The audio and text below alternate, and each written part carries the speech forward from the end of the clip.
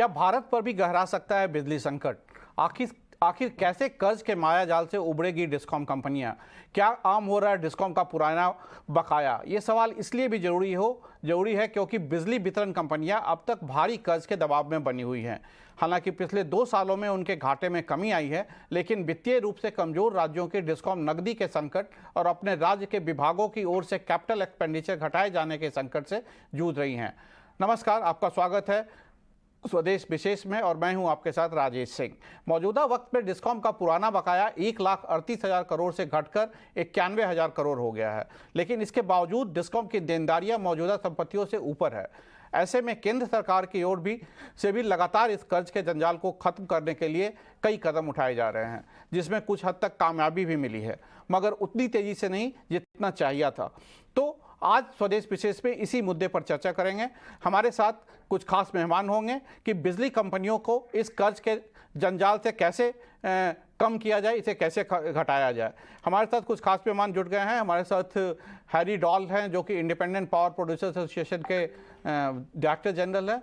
हमारे साथ हमारे जो बिजली को एक रिपोर्टर ट्रैक करते हैं, प्रकाश प्रियदर्शी, वो हमारे साथ होंगे। और हमारे साथ अनिल राजदान, जो पूर्व जो पावर सेक्रेटरी है, वो भी होंगे।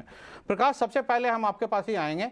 एक जो पीएफसी का रिपोर्ट आया है, उसमें ये कहा गया है कि जो पावर डिस्ट्रीब्यूशन कंपनियां हैं, उनके जो घाटे हैं वो 6,20,000 करोड़ से ज़्यादा हो गई है। दूसरी तरफ सरकार ने पार्लियामेंट में ये कहा है कि जो कर्ज हैं पावर कंपनियों का, वो धीरे धीरे कम हो रहा है और इस साल करीब वो 85,000 करोड़ से घट के 33,000 करोड़ हो गया है। और ओवरऑल हम देखें तो जो 1,38,000 करोड़ का लिगेसी बकाया था, वो घटकर अब 91,000 करोड़ हो गया है। इसको आप कैसे देखते हैं पावर रिफॉर्म्स के रूप में, अगर हम आपसे जानना चाहें तो?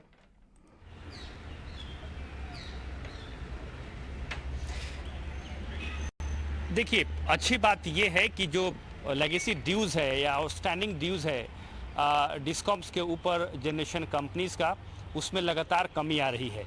और ये खासकर सरकार के उन फैसलों की वजह से हो रहा है जिसमें पेमेंट डिसिप्लिन लाने के लिए पावर सेक्टर में जो सरकार ने फैसले लिए पिछले 2 सालों के अंदर, उसका असर अब दिख रहा है। सबसे पहला जो सरकार ने फैसला लिया वो दरअसल लेट पेमेंट सरचार्ज से संबंधित लिया, जिसमें डिस्कॉम्स को ये मौका दिया गया कि आप एक स्टिपुलेटेड टाइम पीरियड के अंदर पेमेंट करते हैं इक्विटेबल इंस्टॉलमेंट के जरिए, तो आपको लेट पेमेंट सरचार्ज नहीं देना होगा, जो कि आपके ऊपर ड्यूज़ है। साथ ही साथ पेमेंट डिसिप्लिन लाने के मकसद से सरकार ने यह फैसला लिया 2019 में कि जो पेमेंट सिक्योरिटी मैकेनिज्म है वो लागू किया जाएगा, जिसके तहत डिस्कॉम्स को ये ज़रूरी था कि वो लेटर ऑफ क्रेडिट जो है वो जारी करें जनरेशन कंपनीज को, अगर उन्हें पावर परचेज करना है। इसका ये फ़ायदा दिख रहा है और आने वाले दिनों में उम्मीद की जा सकती है कि इसमें और तेज़ी आए। साथ ही साथ एटीएनसी लॉसेस की बात करें तो एटीएनसी लॉसेस में भी कुछ कमी आई है पिछले 2 सालों के दौरान, लेकिन उतनी कमी नहीं आई है जितनी कि सरकार उम्मीद कर रही थी, और ये चिंता की बात है। इसके अलावा जिस तरीके से बिजली की डिमांड बढ़ रही है, ऊर्जा मंत्रालय का खुद का आकलन ये है कि इस महीने ओवरऑल जो पावर डिमांड है, खासकर अगर आप पीक आवर में देखें तो वो 230 गीगावाट के आंकड़े को पार कर सकती है। अब सवाल ये है कि देश में अगर ऊर्जा की ज़रूरतें बढ़ रही हैं और इसमें आने वाले दिनों में और बढ़ोतरी की संभावना जताई जा रही है, जैसे कि इकोनॉमिक एक्टिविटीज़ में तेजी आ रही है, ऐसे में पावर सेक्टर में डिसिप्लिन आना, पेमेंट से संबंधित जो लेगेसी ड्यूज़ हैं डिस्कॉम्स के ऊपर, उसको कैसे वो चुकता करें, उनको फाइनेंशियली वो कैसे मजबूत हो ताकि ज़्यादा से ज़्यादा बिजली की खरीद कर पाएँ अपने राज्य के ज़रूरत के हिसाब से, ये एक चुनौती अभी भी बनी हुई है। और इसका सबसे इम्पॉर्टेंट पक्ष अगर आप हम इसको देखें तो सरकार ने कई ऐसे रिफॉर्म्स मेजर जो कि डिस्ट्रीब्यूशन सेक्टर में सरकार लाना चाहती थी, लेकिन राज्यों के दबाव की वजह से पीछे हटना पड़ा। अगर आप इलेक्ट्रिसिटी अमेंडमेंट बिल देखेंगे जिस पर हम आगे चर्चा कर सकते हैं, उसमें कई ऐसे प्रावधान थे, अगर उसको लेटर एंड स्पिरिट से लागू किया जाता तो शायद डिस्ट्रीब्यूशन सेक्टर में बड़े रिफॉर्म्स हो सकते थे, लेकिन सरकार को उस पर पीछे हटना पड़ा क्योंकि राज्यों के ऊपर काफ़ी दबाव था।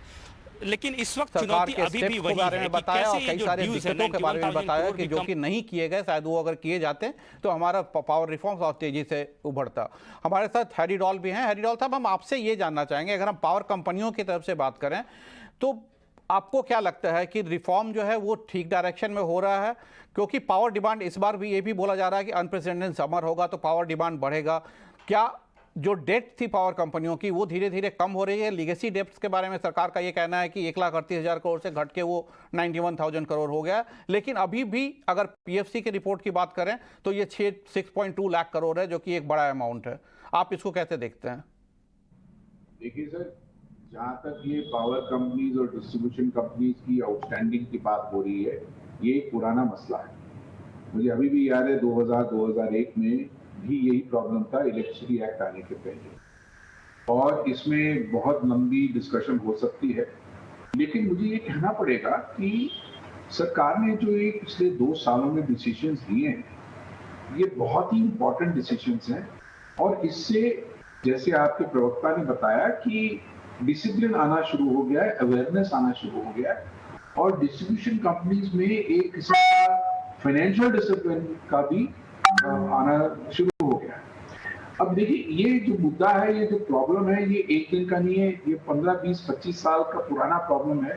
तो उसको एक्सपेक्ट करना कि एक साल में सब कुछ सुधर जाएगा, ये होने वाला नहीं है, नंबर 1। नंबर 2 ये है कि सरकार ने अपनी तरफ से, सेंट्रल गवर्नमेंट ने जो किया है, उन्होंने जो स्टेट गवर्नमेंट का सेंटिमेंट है उसको, और जो उनकी उनकी जो मजबूरियां हैं उसको नजर रखते हुए उन्होंने, जैसे कि उन्होंने बताया कि इलेक्ट्रिसिटी एक्ट अमेंडमेंट को उन्होंने विड्रॉ कर लिया, क्योंकि देयर आर सम डिफिकल्टीज, उनके कुछ प्रॉब्लम्स हैं स्टेट की लेवल पे, जो स्टेट के लेवल पे ही रिजॉल्व होना है। बाकी ये है कि अभी आपने बिल्कुल सही कहा कि electricity energy security is a national security. अगर हमें as a country, as a देश आगे बढ़ना है, तो हम बढ़ पाएंगे अगर हमारे पास अच्छी क्वालिटी की कंटिन्यूस बिजली मिले एट अफोर्डेबल प्राइस।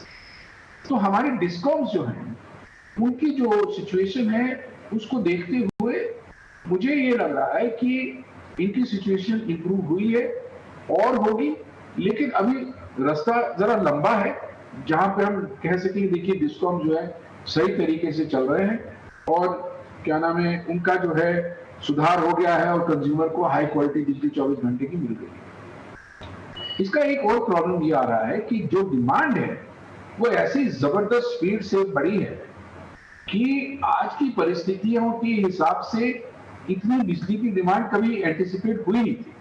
लेकिन सरकार का ये जो स्टेप था इतना इंपॉर्टेंट था कि उन्होंने एंटिसिपेशन में ट्रांसमिशन सिस्टम को इतना स्ट्रांग बना लिया, और जो डिस्ट्रीब्यूशन जनरेशन जो है उसको भी बढ़ा लिया, ताकि कोई भी अगर तकलीफ हो, शॉर्टेज नहीं आनी चाहिए। कहते हुए भी हमें ये देखना है कि हमारे पूरे पावर सेक्टर की जो नींव है वो डिस्ट्रीब्यूशन कंपनी है। हमें डिस्ट्रीब्यूशन कंपनी को सपोर्ट करना है।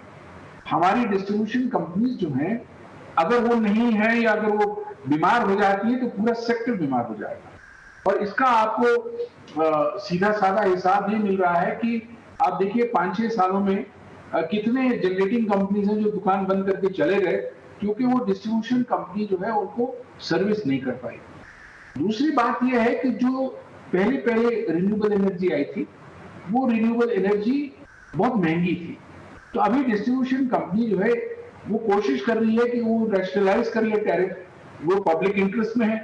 तो जनरेटर को भी सोचना चाहिए कि भाई अगर हमारा जो प्राइस है वो ज्यादा है, तो अगर आज का जो रेट जो है कम है, तो कंज्यूमर के ऊपर क्यों लाद दिया जाए।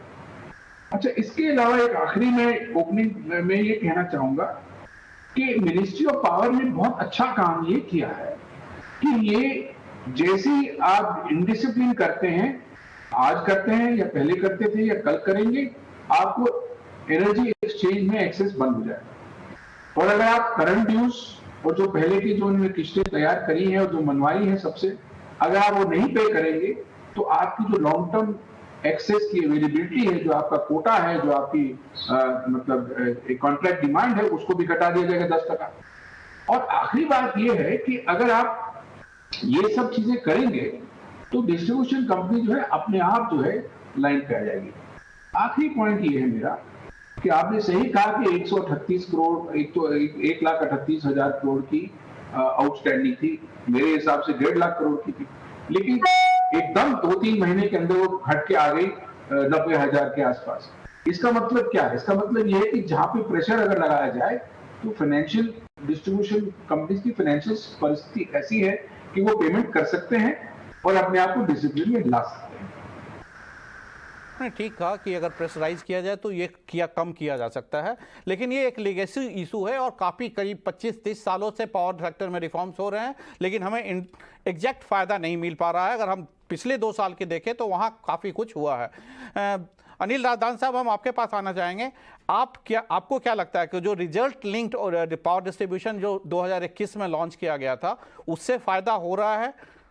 क्योंकि पावर रिफॉर्म्स में हमने पावर सरप्लस तो हो गए हैं, लेकिन डिस्ट्रीब्यूशन में अभी भी गड़बड़ी है, क्योंकि डिस्ट्रीब्यूशन पे सरकार पिछले 70 सालों में कहिए या पिछले 7-8 सालों में बहुत ज़्यादा ध्यान नहीं दे पाई है।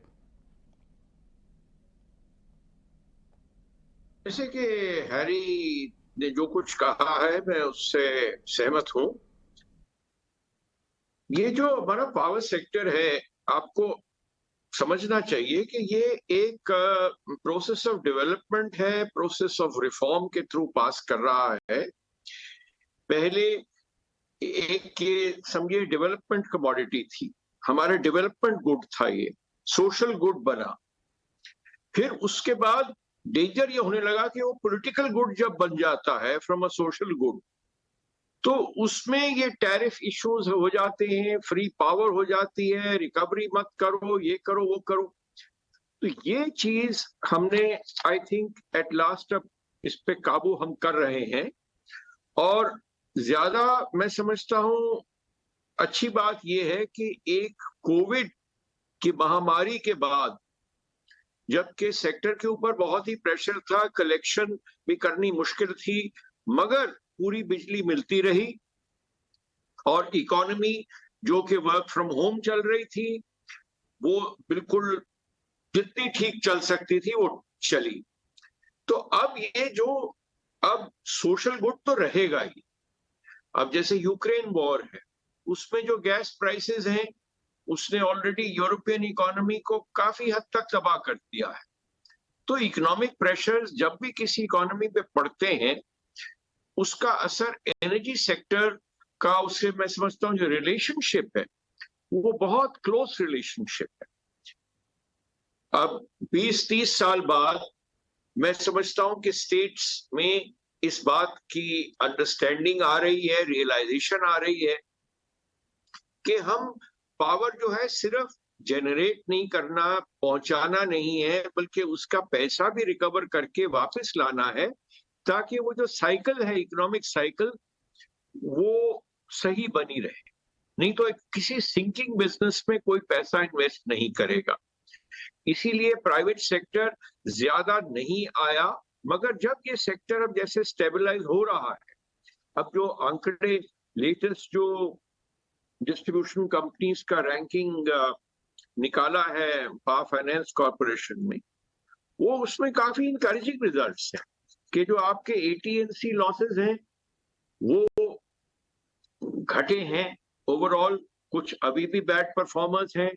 इसी तरह जो पेएबल के आपके डेज पेएबल की इंप्रूवमेंट है उसमें हुई है। कर्जा बढ़ रहा है, कर्जा बढ़ेगा क्योंकि जैसे आप उसका विस्तार करोगे ये कर्जा बढ़ेगा। आपको साथ साथ टेक्नोलॉजी इंप्रूवमेंट करनी है और इस टेक्नोलॉजी इंप्रूवमेंट में जैसे कि स्मार्ट मीटर्स हैं, जैसे टेलीकॉम सेक्टर में कहता रहा हूं पिछले 5-6 साल से कि वो एक आपके लिए गाइड है कि आप यूज करो और पे करो, यूज करो और पे करो। अगर वो नहीं होता तो ये सिस्टम सारा ठप हो जाता टेलीकॉम का। तो बिजली में क्योंकि स्टेट इतनी बड़ी मात्रा में प्रेजेंट थी ऑलरेडी, उसमें एकदम वो ट्रांजिशन नहीं हो पाया और विस्तार भी हमें करना था। और इसके यूसेज जो है वो इंडस्ट्री में है, होम में है, ऑफिसेज में है, दुकानों में है, घरों में है और खेतों में है। तो इसका जो विस्तार है वो इतना वास्ट है और रीच है कि टेलीकॉम सेक्टर से बहुत ज्यादा कॉम्प्लिकेटेड है। बट जैसे कि हैरी ने कहा, मैं समझता हूं बहुत अच्छा काम हुआ है और सरकार ने मैं समझता हूँ पॉलिटिकली भी थोड़ा रिस्क लेके थोड़ी सख्ती दिखाई है केंद्रीय सरकार ने। और ये जो रेगुलेटर्स लगाए थे, राजदान साहब, मैं आपको बीच में रोक रहा हूं, लेकिन जो बात आप कह रहे हैं उसी से संबंधित मेरा सवाल भी है। जिस टेक्नोलॉजी के इन्वॉल्वमेंट की बात हम डिस्ट्रीब्यूशन सेक्टर में कर रहे हैं, उसको लेकर सरकार ने 2 टारगेट डिसाइड किए कि कैसे स्मार्ट मीटरिंग जो है सभी घरों में ये कॉन्सेप्ट लागू की जाए, स्मार्ट मीटर्स लगाए जाएं। इसको लेकर सरकार ने जो टारगेट सेट किया वो उसको अचीव नहीं कर पाई और अभी भी उससे कोसों दूर है। कोविड की वजह से भी कुछ दिक्कतें आई, हालांकि वो टारगेट उसके पहले ही अचीव करना था लेकिन नहीं किया गया। कोविड की वजह से इसमें और दिक्कतें आई और अब स्थिति ये है कि अभी भी राज्य सरकारों को प्रोक्योरमेंट वो कहाँ से करेंगे, स्मार्ट मीटर्स कहाँ से खरीदेंगे। ईएसएल को कुछ राज्यों ने टेंडर दिए हैं लेकिन सप्लाई उतनी तेज़ी से नहीं हो पा रही जितनी होनी चाहिए। ऐसे में सवाल उठता है कि कलेक्शन से संबंधित, बिल कलेक्शन से संबंधित जो दिक्कतें इस वक्त सिस्टम में हैं, उसको क्या सरकार के लिए ये प्राथमिकता नहीं होनी चाहिए कि पहले उसको दूर किया जाए? इससे बिजली चोरी भी रुकेगी, कलेक्शन भी बढ़ेगा। स्मार्ट मीटरिंग कॉन्सेप्ट की जहां तक बात है, तो क्या इसको एड्रेस करने के लिए जिस तरीके से पेमेंट सिक्योरिटी मैकेनिज्म लागू किया गया, लेट पेमेंट सरचार्ज लागू किया गया, क्या प्रायोरिटी बेसिस पे स्मार्ट मीटरिंग कॉन्सेप्ट को भी इस वक्त तुरंत लागू करने की जरूरत नहीं है ताकि जो फाइनेंशियल वायबिलिटी है डिस्कॉम्स की उसमें बढ़ोतरी की जा सके? आपने सही फरमाया। ये मैं तो वही बात कही थी कि जब हम घर घर में बिजली ले जा रहे थे, ये उसके साथ ही अगर उस वक्त हम लॉन्च कर देते तो आसान होता। थोड़ी दिक्कत होती, जैसे मैंने आपको कहा कि एक सोशल गुड सर्टेनली बिजली है, मगर जब उसको हम पॉलिटिकल गुड में ट्रांसफर करते हैं तब ये सारी दिक्कतें पैदा होती हैं। हमने घर घर में बिजली पहुंचा दी, स्मार्ट मीटर साथ नहीं लगाया। अगर उस झटके में ही शुरू में ही स्मार्ट मीटर लग जाते तो शायद थोड़ा सा हम स्लो जाते, मगर एक डिसिप्लिन सेक्टर में आ जाता। एक दफा आपने उनको कनेक्शन दे दिया और उसकी पूरी रिकवरी नहीं कर रहे हो, वो काफी पेचीदा मामला हो जाता है। और इलेक्शन तो सेंट्रल लोकसभा की इलेक्शन हर 5 साल में आती है, बीच में स्टेट्स की भी आ जाती है, तो एवरेज में मैं समझता हूँ 2-2.5 साल में इलेक्शन कोई ना कोई आती रहेगी। तो उसको देखते हुए हमें थोड़ा सा ज्यादा पेशेंट होना पड़ेगा। ये अभी फिर इलेक्शंस आके सामने 1 साल में खड़ी हो रही हैं, तो इतना जल्दी हम इसको इम्प्रूवमेंट नहीं कर पाएंगे। आपने बिल्कुल सही कहा कि अभी स्मार्ट मीटर्स का बहुत तिनक अभी तक इंस्टॉलेशन हुआ है। मैं समझता हूं जो टोटल डिमांड है उसको देखते हुए, मगर चलिए जितना हो रहा है हम सही डायरेक्शन में जा रहे हैं और इस देश को जिसकी हार्ड रियलिटीज हैं उसको हमें समझना चाहिए और इसमें पॉलिटिकल कंसेंसस होना चाहिए। मगर पॉलिटिकल कंसेंसस इवॉल्व करना इकोनॉमिक इश्यूज पे काफी कठिन है। जैसे मैंने कहा कि एग्रीकल्चर सेक्टर है, घरों का है, व्यापार का है, और अभी आप कोविड की मार से 2 साल की मार से उठे हो और फिर वो खतरा पूरा टला नहीं है। आप कितनी सख्ती कर लोगे?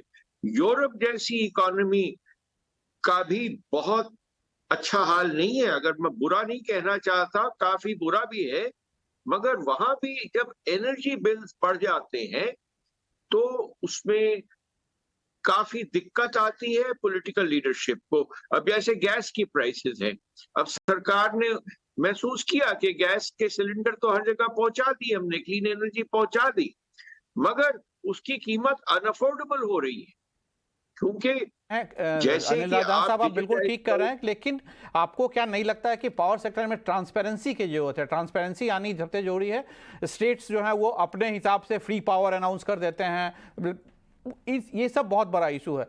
हरी रॉल साहब, हम आपके पास आना चाहेंगे, आपसे ये जानना चाहेंगे कि कैपिटल एक्सपेंडिचर जो है वो भी पिछले 1-2 सालों में देखें तो काफ़ी कम हुआ है पावर सेक्टर में। इसका क्या रीज़न आपको लगता है? क्या आपको लगता है, जैसे प्रकाश ने पूछा था कि स्मार्ट मीटरिंग अगर हो जाती तो एक फाइनेंशियल वायबिलिटी ज़्यादा बेटर हो जाती, उससे आएगी। तो ये सब चीज़ों को अभी हम स्मार्ट मीटरिंग में काफ़ी पीछे, हमारा 2023 तक का टारगेट था 100% स्मार्ट मीटरिंग का, अभी हम शायद 4 या 6% पे हैं, तो काफ़ी पीछे हैं। तो इसकी क्या वजह आपको लगती है? इसको बढ़ाने के लिए और ज़्यादा क्या किया जाए? क्योंकि इलेक्शन तो हर साल आते रहेंगे, इस साल भी 9 राज्यों के इलेक्शन है, 2024 में जनरल इलेक्शन आ जाएंगे। स्मार्ट मीटर्स का जहां तक सवाल है, 2-4 इश्यूज हैं। मैं राजदान साहब से पूरी तरह से सहमत नहीं हूं इस बात पे कि यहाँ पे प्रोग्रेस नहीं हुई, प्रोग्रेस हुई है। स्मार्ट मीटर्स में क्या हुआ है कि ये पूरा जो इकोसिस्टम है इसको हम चेंज कर रहे हैं। हम पहले क्या करते थे, जो हमारे मीटर होते थे उसमें हमें पता चलता था कि महीने में कितनी बिजली खर्च हुई है और अकॉर्डिंगली एक बिल बन जाता था। स्मार्ट मीटर में क्या हो रहा है कि हर 5, 7, 10 मिनट में डिस्ट्रीब्यूशन कंपनी को पता चल रहा है कि एक उपभोक्ता कितनी बिजली कंज्यूम कर रहा है, किस समय कर रहा है। इससे क्या होगा, उसकी जो प्लानिंग है बिजली की खरीद की और डिस्पैच की, उसमें बहुत सुधार आएगा और इंप्रूवमेंट आएगा। ये बात तो सही है। दूसरी बात यह है कि ये स्मार्ट मीटर्स की पहले जो सरकार ने सपोर्ट किया था कि जो इसका ऊपर जो खर्च आएगा, कैपिटल एक्सपेंडिचर आएगा, वो सरकार को हेल्प कर रही थी। अब वो सिचुएशन खत्म हो गई है। तो जो भी स्मार्ट मीटर लगाना चाह रहा है उसको लगाना है कि भाई मैं आज स्मार्ट मीटर लगा रहा हूं और मुझे हर महीने इतने पैसे बकाया मिलेंगे, जैसे कि कोई ईएमआई होता है या जो कुछ भी होता है, तो उस हिसाब से मैं स्मार्ट मीटर लगा सकता हूं। लेकिन उसमें तकलीफ ये आ रही है कि जगह जगह स्मार्ट मीटर का लगाना नामुमकिन के बराबर हो रहा है, क्योंकि वहां एक्सेस नहीं है। और जैसे कि मुझे अभी भी याद है, हम लखनऊ में एक सर्वे कर रहे थे, तो वहां पे 3 साल पहले की बात है, कुछ ऐसे एरियाज हैं जहां पे मीटर वाले घुस ही नहीं सकते हैं। तो मतलब ये लोकल इश्यूज जो आती हैं उनको देखते हुए जो इसमें जो इन्वेस्टर है, जो पैसे लगाने वाला, वो सोचता है कि क्या मेरे को अगले 5 साल, 10 साल, 15 साल जो मैं पैसे लगाऊंगा, मुझे पैसे टाइम पे मिलेंगे कि नहीं। तो मुझे लगता है कि सरकार शायद इसमें कोई अंडरराइट करे या कुछ गारंटी दे कि पेमेंट होगी, और वो जो डिस्ट्रीब्यूशन कंपनी है उसको अंडरराइट अगर करती है कि ये पेमेंट करेगा, तो फिर मुझे लगता है कि इसमें एक टूर पकड़ा जाएगा, तेजी आएगी। दूसरा यह है कि prepaid meter versus postpaid meter. अब जो कंज्यूमर है, जो उपभोक्ता है, उसको वैसे भी बिजली की काफी तकलीफ होती है, लेकिन सरकार ने एक अच्छा स्टेप लिया है कि भाई डिस्ट्रीब्यूशन कंपनीज की कैश फ्लो को कैसे इंप्रूव किया जाए। उसके लिए उन्होंने कहा कि आप प्रीपेड मीटर लगाइए, जैसे कि आप स्मार्टफोन, अभी टेलीफोन जो है, सॉरी मोबाइल फोन, उसमें आप प्रीपेड फोन का अरेंजमेंट करते। काफी लोग जो है पहले ही भर लेते हैं कि भाई मुझे एक महीने में मुझे 1000 रुपए, 2000 रुपए की डेटा यूज करना है। तो ये कॉन्सेप्ट जो है सरकार का रेवोल्यूशनरी है, बहुत अच्छा है। इससे डिस्ट्रीब्यूशन कंपनी की कैश फ्लो जरूर इंप्रूव होगी।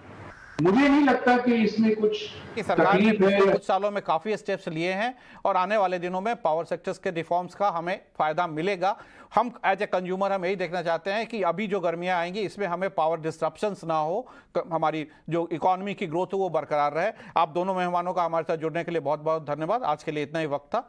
अगले हफ्ते अगले दिन कल फिर हम मिलेंगे स्वदेश विशेष में। तब तक के लिए नमस्कार। इसी बीच टीसीएस के नंबर आए और हमारे साथ हमारी सहयोगी सृष्टि है, तो ओवर टू सृष्टि। ओके जी हाँ, बिल्कुल। आईटी दिग्गज